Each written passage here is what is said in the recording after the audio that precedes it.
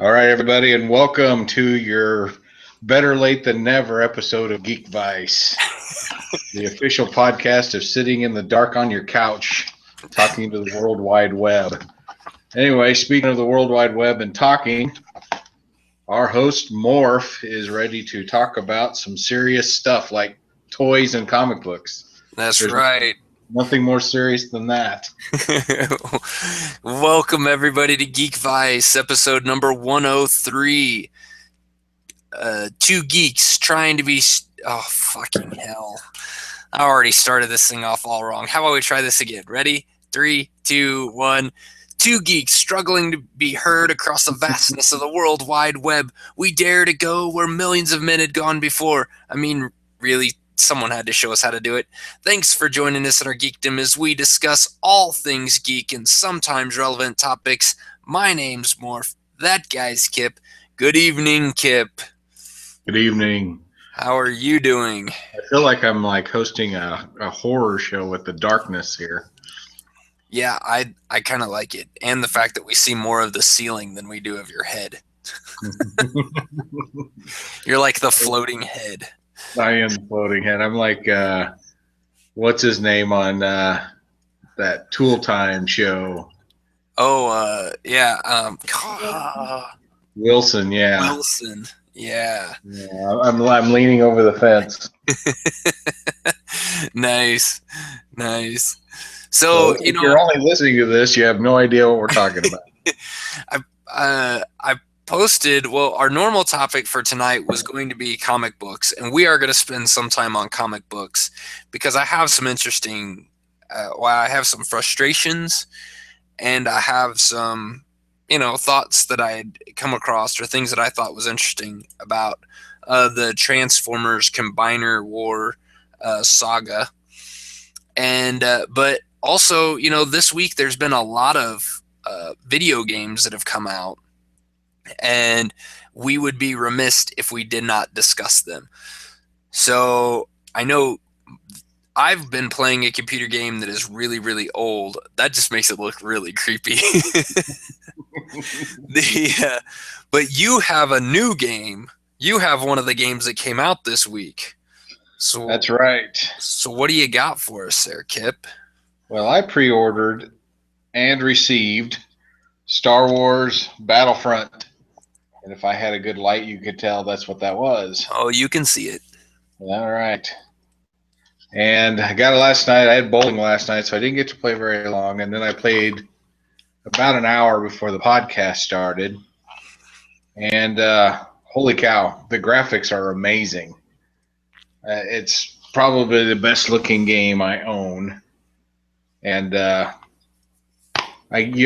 you get to start right off the bat in tutorial flying an X-Wing. Oh, wow. How cool is that? That's awesome.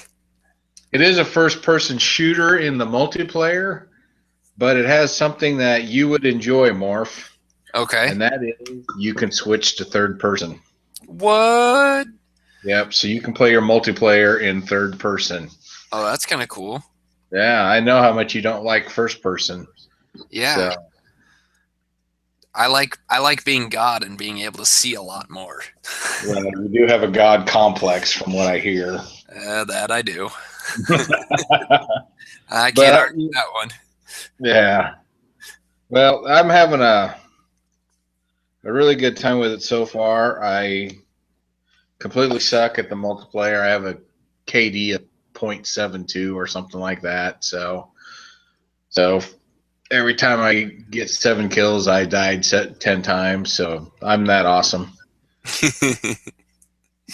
But it's a lot of fun. I need to go through more of the tutorials. There is some things you can do that are called missions if you don't want to play online and be antisocial like Morph. You can do those kinds of things. It's fun. You get to be a stormtrooper or a rebel or when I first put the disc in and it said, here, kill as many rebels as you can while the game installs. And you got to play as Darth Vader, and you just basically just walked around in this cave, and you just struck rebel scum with your lightsaber. It was actually pretty fun. Oh, But that's I was happy when the game installed, so I could quit doing that. so that was it. Was it okay? Was that a kind of a pain in the ass? I guess. Did it help the time pass? Because I know the install for these games, especially for this current generation of games, um, it sometimes it takes a long time to get those all installed. Was it worth having something to be able to do, or did it just get tedious really quick? It was pretty cool at first, and then after a while, you're like, I'm kind of done doing this because basically the rebels could just be firing at you, and you just walk up to them and strike him down with your lightsaber, and then walk over to the next one and strike him down, even though they've been blasting you for the entire walk over to them. But I think they figured people would just geek out over getting to be Darth Vader, which was true. You geek out over that. That works. That works. And once it got installed, you got to go over to the tutorials, learn how to fly an X-wing. You got to do a speeder bike through Endor. Yeah. And yes, I did run into trees a few times and things like that. Awesome. It's a good time. Right now, I'm only like level 6 on multiplayer, and there's times that felt like I shot somebody like 20 times and they didn't die, and then they shoot me and I died immediately. So, and I had the same problem when I first got into the Call of Duty franchise. So it's just basically learning the nuances of the gunplay in that game. Yeah. But so far, I'm having a good time. I look forward to playing against Doug and Eddie this weekend. Doug mentioned he'd want to, and I said, well, you know what? I don't start till your bedtime, so we'll have to see how it goes. See if he can stay awake long enough. But yeah, I'm enjoying it. I highly recommend it. I know Marv won't get it right away, but yeah, maybe one day you will. I got to get a PS4 first. Well, there's that. Yeah. Yeah, I don't know. Though there's been some really good sales on PS4s lately, but still just a little too far out of my price range right now. Maybe you should just eat lunch every day at Taco Bell and see if you can win one. Figure out which happens first, me winning a PS4 or dying from intestinal failure. No pain, no gain. So I guess the big question I got for you, which game, if you're sitting down and playing a game right now, is it the new Call of Duty or is it Battlefront?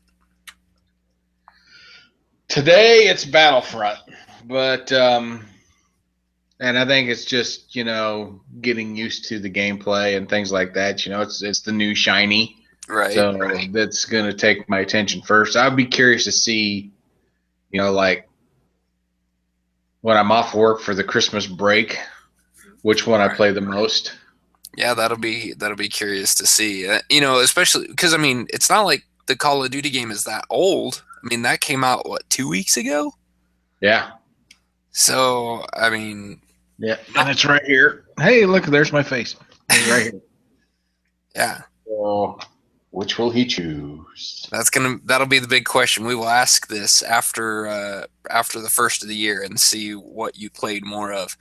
Or maybe there's a whole nother game in there that you went and got, like the one that I'm debating on getting and haven't pulled the trigger yet. Uh-oh. But I am really excited for Fallout 4. And I know there's things. I have heard lots of good things about it. I've heard there are some glitchy problems, especially with the console versions, but I will be looking at getting the PC version. And believe it or not, I've heard there's actually less problems with the PC version than the console versions, which I was kind of surprised to hear. Well, I got that going for them. Yeah, but some of the news that came out on Fallout 4 was that Bethesda actually released that they have generated $750 million in worldwide sales and has shipped over 12 million copies of this game. Damn. That is solid sales. That's not digital sales. Well, I knew it was doing well when a couple of days after its release, you go to Google Plus or anything like that, and it's just blowing up with Fallout 4 stuff. Yeah. And none of it was like this game blows or anything like that. I mean, it was just people digging on the game, and it's like, yeah, that sounds pretty awesome, but I can't pull the trigger. I got too much. Yeah. I will have a tough time deciding between the two I have. I don't need a third one in there. My head may just explode. Yeah. But I hope you get it. I'm curious to see what you think. It looks really good, and that's 12 million copies on the physical sale. They're talking about another almost 3 million in digital copies. They're estimating about 1.2 million copies are sold on the PC, and most of those will be through Steam, which is what I'm looking to get it through. So, unfortunately, it's still $60, and I haven't bought a $60 game in quite a while. So it's a little hard to pull the trigger. But my birthday's coming up, so I might just splurge and spend some money on myself. Well, yeah. That sounds like a good idea. That's the way the wife and I do birthdays and things like that. It's like she buys her gift and says, I got it for her, and I buy my gift and say she's got it for me, and everybody gets what they want. Yeah, exactly. Yeah, and there's nothing wrong with that. She's better at gift giving than I am. I suck at it. So, but the game, I went and looking on Steam, was looking for some sales. Wow, I'm echoing really bad. I was looking for some deals on Steam and found this game called The Legend of Heroes: Trails in the Sky. And this game was originally released in June of 2004, so it's an 11-year-old game, almost 11 and a half years old. And but I had heard a lot of good things about it. It was 9 out of 10 on Steam. Metacritic was 4 out of 5. It's a JRPG. So for those of you that don't know what a JRPG is, it stands for Japanese role-playing game. So it's kind of falls in line with the like Final Fantasy type games, which I'm a huge fan of. I love Final Fantasy games. But the biggest thing with JRPGs is the story that they tell. They spend a lot of time in storytelling. A lot of time, there's a lot of dialogue usually between characters, sometimes a little too much. Sometimes those games, they last really long, so you're looking at sometimes 80 plus hours of content. But the downside to them is sometimes the story takes a long time to really get moving. And that's part of the problem with this game right now. I've played, according to Steam, I've played for over 2 hours, and I am still considered in the prelude of the game. Holy cow! I haven't even started the first chapter of it, so I'm still kind of in the learning how to do everything and getting everything all set up type phase. And it is it's a lot of fun. Like, it's a very simple game. It reminds me a lot of some of the old Final Fantasy games, like a Final Fantasy 7 or Final Fantasy 8. Not like when you're looking at the screen, like the actual gameplay is kind of pixelated, but then when it goes to like your when you make your attacks and that kind of stuff, it goes to a more rendered eyes type pictures making attacks. So it's, or animation, I guess. So it is a turn-based strategy game. It's a turn-based action game, I think is what they call it. So you're walking along and you might see a bad guy out there in roaming around, and you can kind of run up to it and engage it in battle, and then it takes you to a turn-based battle sequence. So which is the way I really like playing those games, because it allows me the ability to strategize. You have you have an order, kind of like playing D&D. You have your initiative and see who gets to go first and second and third. So you see this order, but then as you do different things, you can move yourself around in that. It can cause you to maybe jump up in initiative order, or fall down. Maybe move one of your allies up ahead of you just by picking your attack. And so it allows for that little bit of strategy to try to get as many attacks in before this bad guy goes, so that you can maybe get rid of that guy and then he doesn't attack. And so it just adds some strategy to the combat that I feel like your real-time play, like they've gone to now in a lot of those games, has kind of gone away from. You don't have as much time when you're running around from the bad guys trying to avoid getting hit to actually go through and find the right spell that you want, or the right attack. So it's a lot of fun. I'm hoping that the story starts going a little bit more, and I can actually tell you what the story's about, because right now I got no idea. Well, yeah, it's the prelude, so Yeah, exactly. they're giving nothing away. Well, the nice thing is, I guess this is the nice thing. I've played 2 hours. I'm 2 hours into it, but I don't feel, when I sit down and play, I think I played those 2 hours in one sitting, and I didn't realize it. It was I got playing and I looked down at the clock. I'm like, oh shit, I gotta go to bed. So, much like you, my gameplay starts after everyone else is in bed. So, if I start before 9 or 9:30, it's pretty surprising. So, I got to give this game credit. It kept me going. It kept me wanting to, one more bad guy, or let me just try to get a little bit farther down this map. And yeah, it's got me hooked. I'll say that. But if I get Fallout 4, that one's gonna have to get pushed to the side. Yeah. I can't blame you there. It sounds like it's your kind of game. I mean, you like the turn-based approach. Yeah, I tend to myself. I'm more of the live action, the real time, I guess you could call it. Right.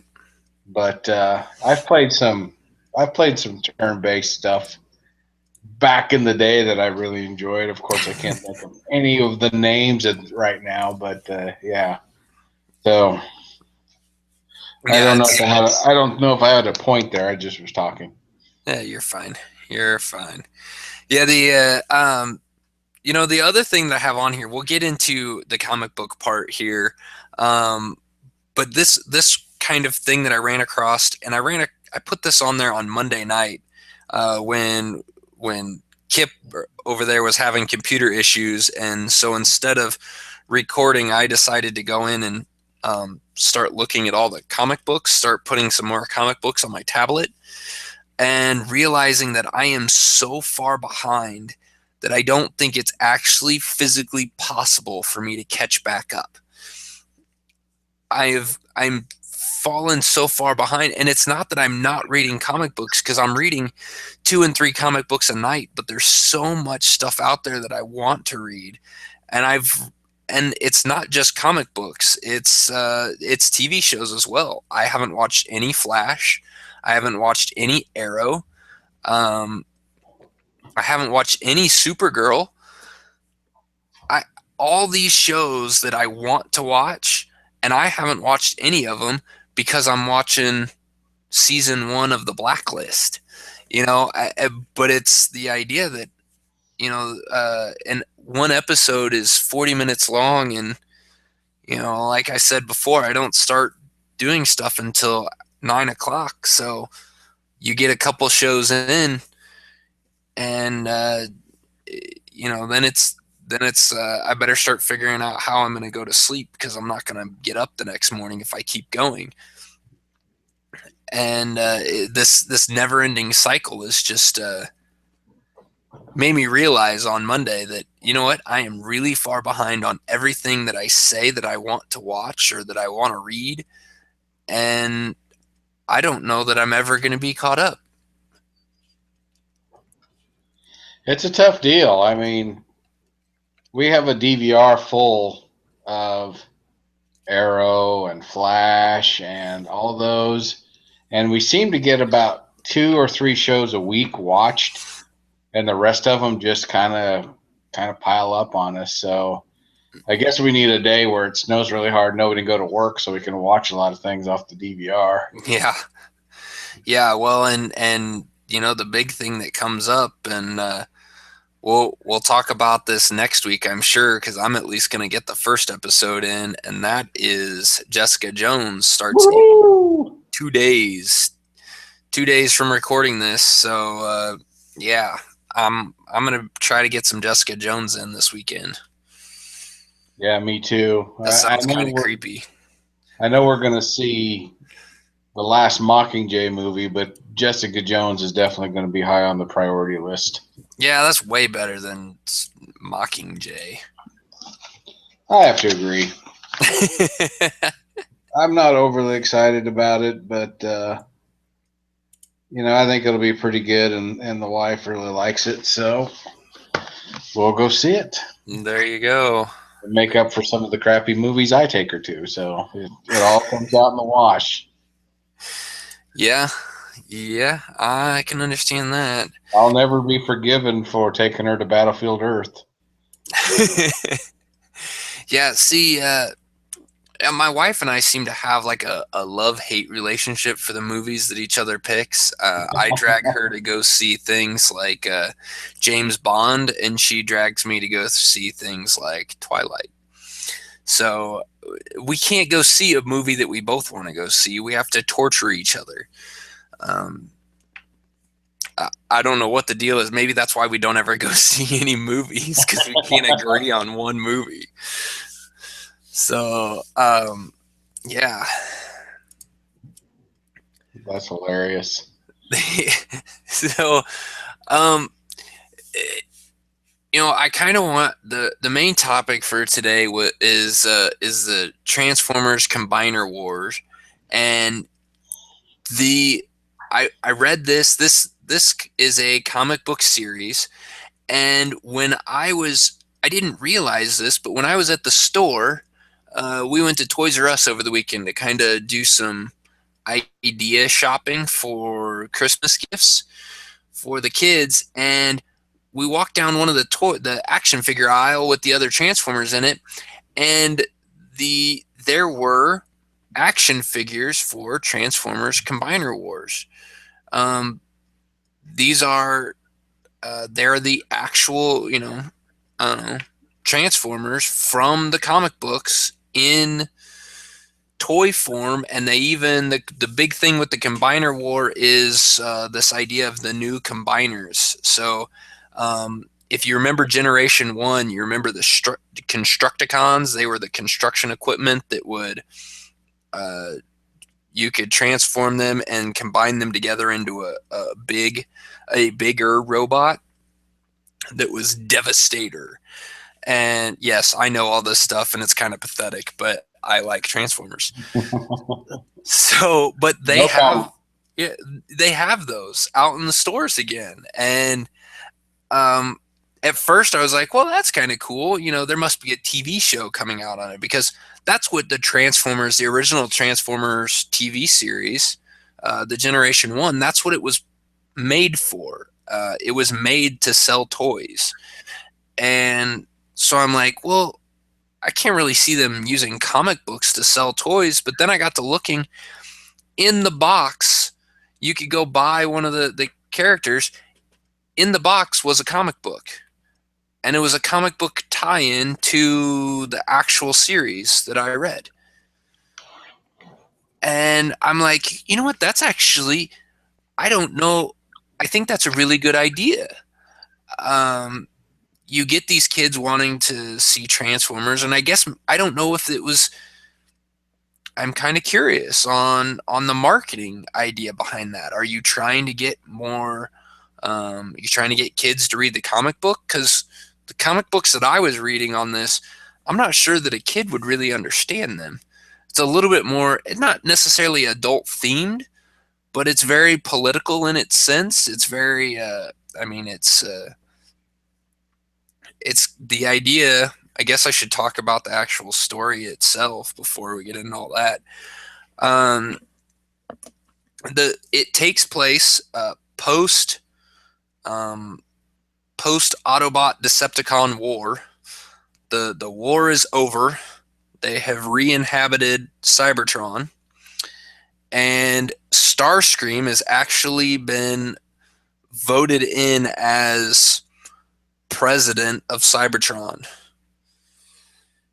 And they find out that there are some colonies, some groups of Cybertronians that left during the war and went and settled in other places.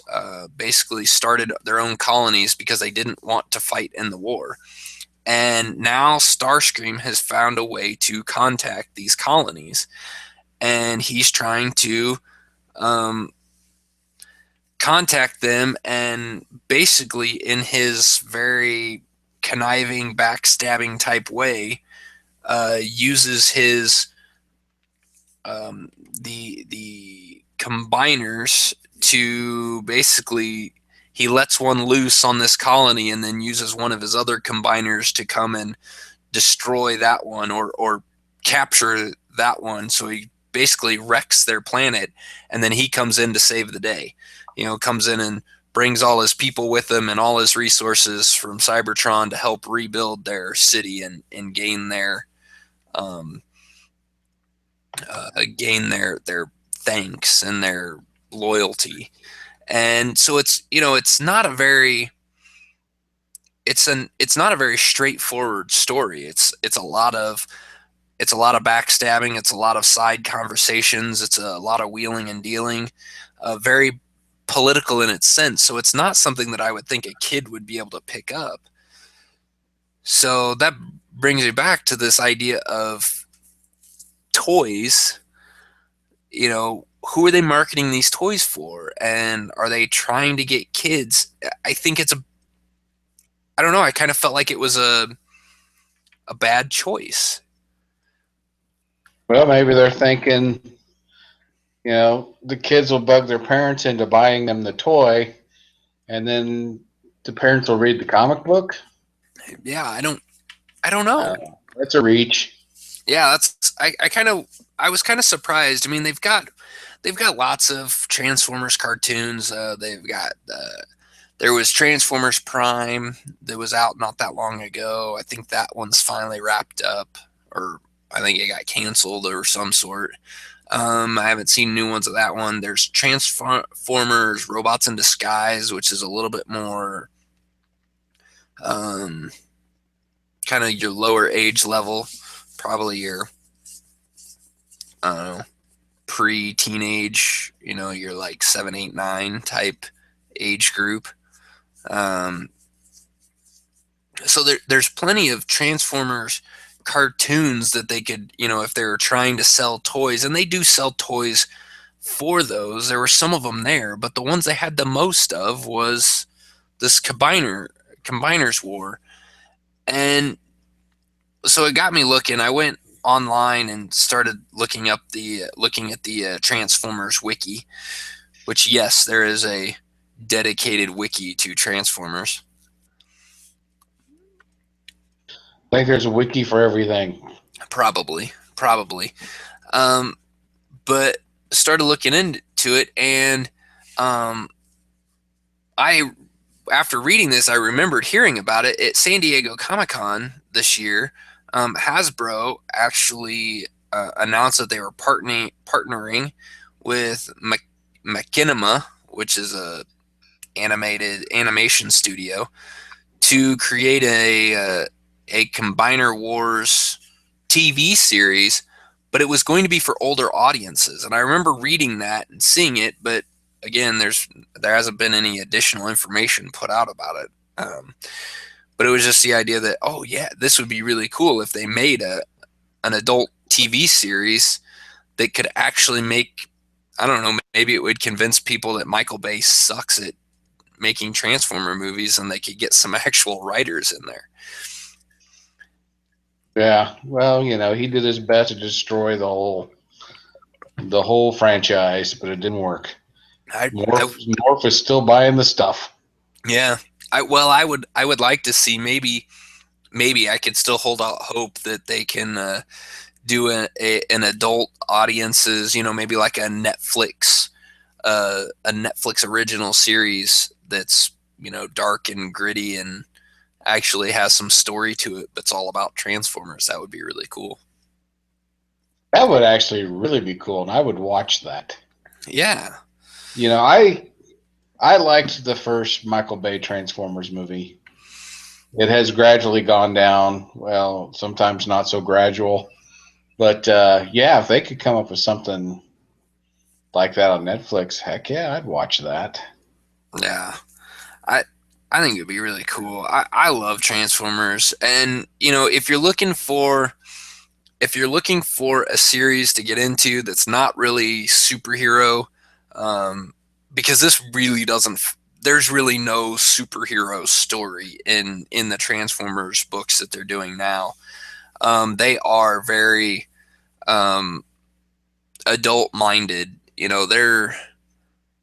could almost replace, well, honestly, you could replace all the Transformers with humans, set it on Earth, and you'd get something like, House of Cards or West Wing or something like that. Like a political drama almost. So the stories they're a lot of fun to read. I like them. And so if you're looking for something that's not a superhero story, I recommend Transformers. There's a couple of series that are going on. There's the Transformers, just that's the title, just the Transformers. There, I think I can remember that. yeah, there's another one that is called Windblade, which is about a specific character. It kind of centers around a specific character, but that one, well, that's what this Combiner Wars crossed between the Transformers and Windblade. So kind of bounced back and forth between those two series. But then there's also a whole nother line that's called More Than Meets the Eye.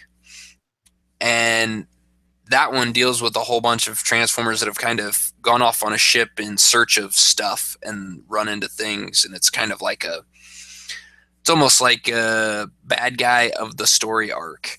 So they run into something and have to deal with it, but they're kind of on a ship away from everybody else with limited contact. So you kind of you get a very, if you need a smaller group, if there's too many people in the other series for you to try to keep track of all of them, this one gives you a much more contained story. So it still all really good, and they're a lot of fun. Transformers, yay. Go team. I'll definitely check it out. Because with my new schedule and everything, I can't seem to read a book. So I thought, this is a perfect time for me to expand my comic book reading. Yeah. I think it's really good. Let's see. There's also oh shit, I closed my comic books. I should open that back up. Let me open that back up. We will wait as that opens up. They've got a... Oh, Windows 10 is giving me announcements. Go away. So, Transformers stuff. Let's see here. We've got... There is a whole bunch of stuff. Oh, this is the one that I was thinking of. There are a couple series that are complete. They are start to finish, somewhere between 4 to 12 issues in a complete series, but they are written by Chris Metzen, who is one of the writers for World of Warcraft. Nice. And he writes some really good Transformer stories. You want to go dark and gritty, he does a hell of a job. Those are, he's written, I believe he's written 2 of them. One is Primacy, the Transformers Primacy, and the other one is Transformers Monstrosity. And it goes into a lot darker, a lot grittier. Those would be stories that would, well, I mean, World of Warcraft is known for its storytelling and their animation, and this is no doubt right in line with those. Very, very good books.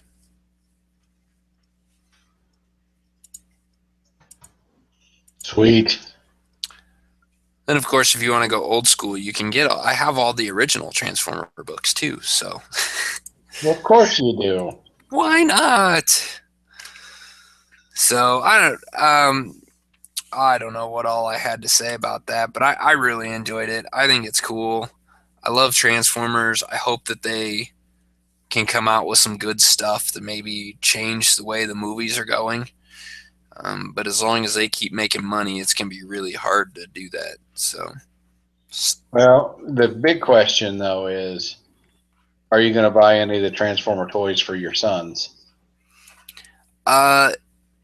If I could get my kids to buy into Transformers as much as I have, then I would. But for whatever reason, they have not latched onto it like I have.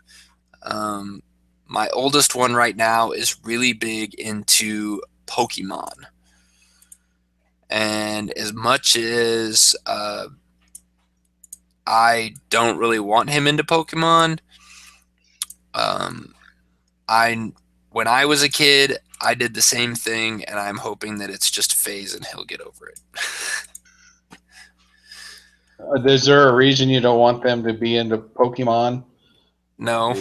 You just don't like it, so you don't want them to be, or is there something about it that? No, I don't really have a problem with it. It's when I was a kid, I thought it was really kind of cool because it's a monster catching type thing, and then you use them like you go around in the game. You go around, try to catch these monsters, and then they become yours. You train them up, level them up, and you go battle with them and do all that kind of stuff.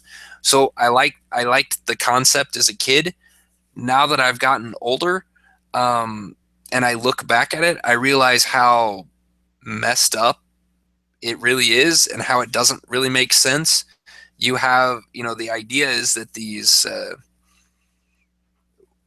it starts out as kind of being this elemental battle. So you've got earth Pokemon, and you've got fire Pokemon, and you've got plant Pokemon. But then you start getting into really convoluted stuff, and you get like ghost Pokemon, and then you get like mega Pokemon, and it just becomes, you start looking at how this all interconnects, and you're like, this doesn't even make sense. Like it's just a money grab now. And the weaknesses and strengths between the different ones, it just doesn't make sense. So I just decided, you know what, I don't really like it all that much. It needs to be readdressed, and somebody needs to fix it. It needs to be readdressed. I like it. It's nothing like Transformers, which is completely plausible and absolutely possible for this giant 40-story robot to transform into a tape player that a human can pick up and carry. That's completely plausible. Well, of course. Or the main bad guy that transforms into a gun that can either be held by a transformer that is giant 40-story tall robot or held by a human. I mean, yeah. What are you gonna do about that? Exactly. So And I that's guess the you could, beauty of it. yeah, you can pick holes on I guess anything you want, but which is why I try not to push anything onto my kids. I try to introduce them to stuff, and then if they like it, they're um, then they can enjoy it, and if they find something else they enjoy, then they can do that too. So Absolutely. maybe Yeah, I was just one day. curious if there was just something you didn't like that was inappropriate for for No, children, or it was just a personal preference thing.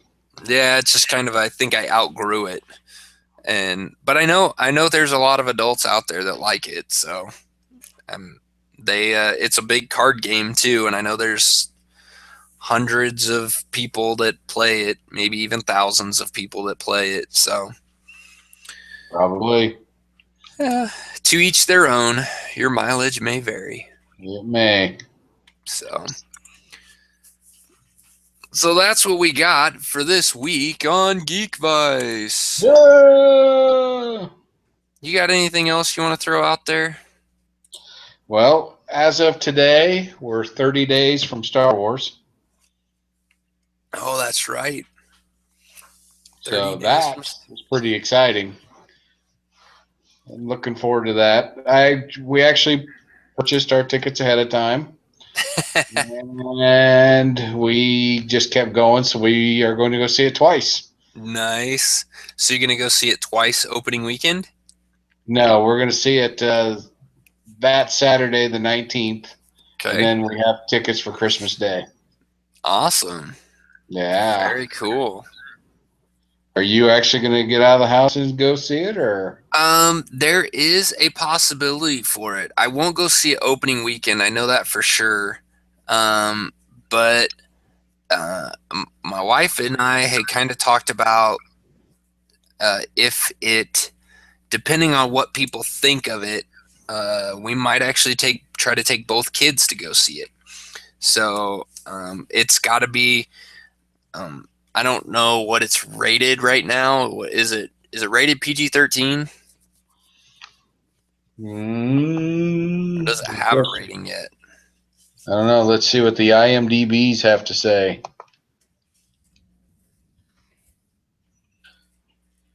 I never think about what Star Wars is Yeah. rated. It's always just been Star Wars. Let's see. Do we have a rating? Force Awakens. I do not see one. I am guessing that it's going to be PG-13. Um, I can't see it being PG.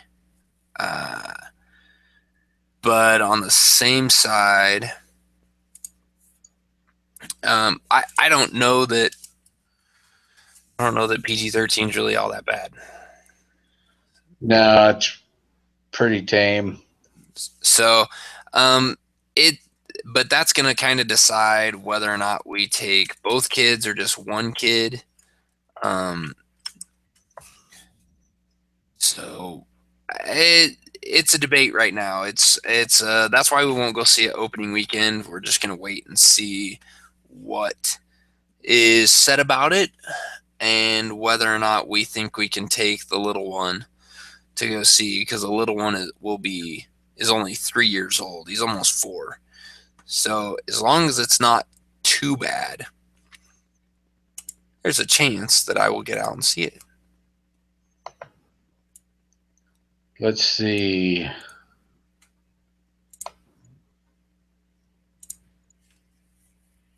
Yeah, It's expected to get a rating of PG-13 is what I found. Yeah. So it hasn't been rated yet, but that's the expectation. So the internet agrees with you. Yeah, I mean, the rating for that is going to be much similar to what they try to do with the Avengers movies and all the Marvel movies. You know, they try to keep those at a PG-13 level so that so they can get the maximum amount of people to go see it. They think if they make it R, then they lose some of the demographic, and so. And it's Disney doing it, so it's the same company that's doing it, so they're gonna have the same philosophy. Yeah. But yeah, I want to go see it, and there's with it coming out around a time where the kids aren't going to be in school, there is a good chance that we can go and splurge on some tickets and go take them to see it. So Awesome. we will find out. Tune in 30 days. That's right. So what else you got there? That's pretty much it. Pretty much it. Well, thanks everybody for listening to our ramblings tonight. You can email us about any of this stuff at geekvice@gmail.com. You can also follow us on our blog at geekvice.blogspot.com. And you can follow us on Google Plus, which is not dying, and Facebook. Just search for Geekvice. You can follow us on Twitter. That guy over there, you can follow him at Kip Killigan. You can follow me on Twitter at Geekvice. And yeah, thanks everybody. And we will see you next week where we're going to start talking about some TV shows, and we will probably start talking about Jessica Jones. That's going to have to be talked about. Absolutely. So we will see you next week. Laters.